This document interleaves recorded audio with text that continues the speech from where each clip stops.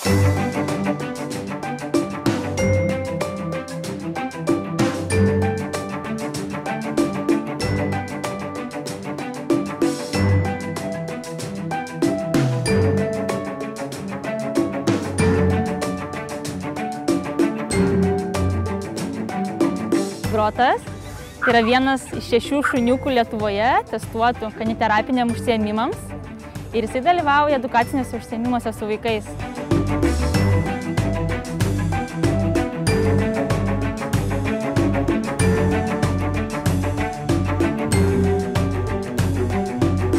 Šiandieną Lietuvoje švenčiame pasaulinę gyvūnų globos dieną ir labai malonu pristatyti vieną iš tikrai naujų sričių, kur yra naudojamas šuo, tai kaniterapija.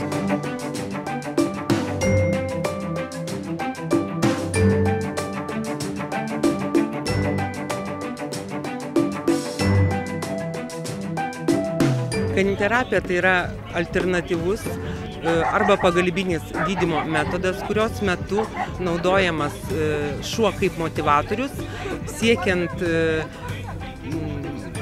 iškeltų tikslų gydymo ir reabilitacijos procese.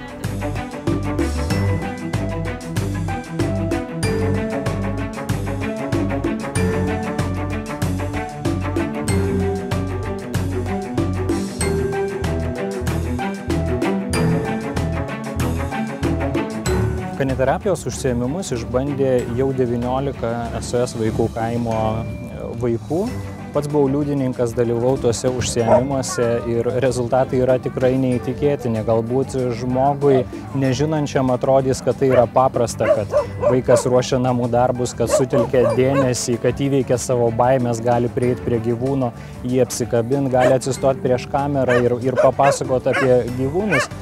Bet mes kalbam apie vaikus, kurie buvo išduoti, kurie nepasitikė suaugusiais, kurie nepasitikė aplinką. Ir jie įveikė savo tas traumas, jie atsistoja ir jie žengia į priekį.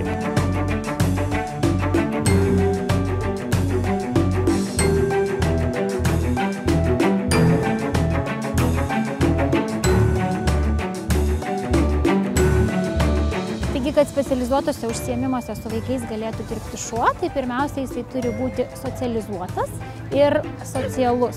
Socializuotas šuo tai reiškia, kad jisai turi būti pratintas prie pačių įvairiausių dirgiklių, tiek vaizdinių, tiek garsinių.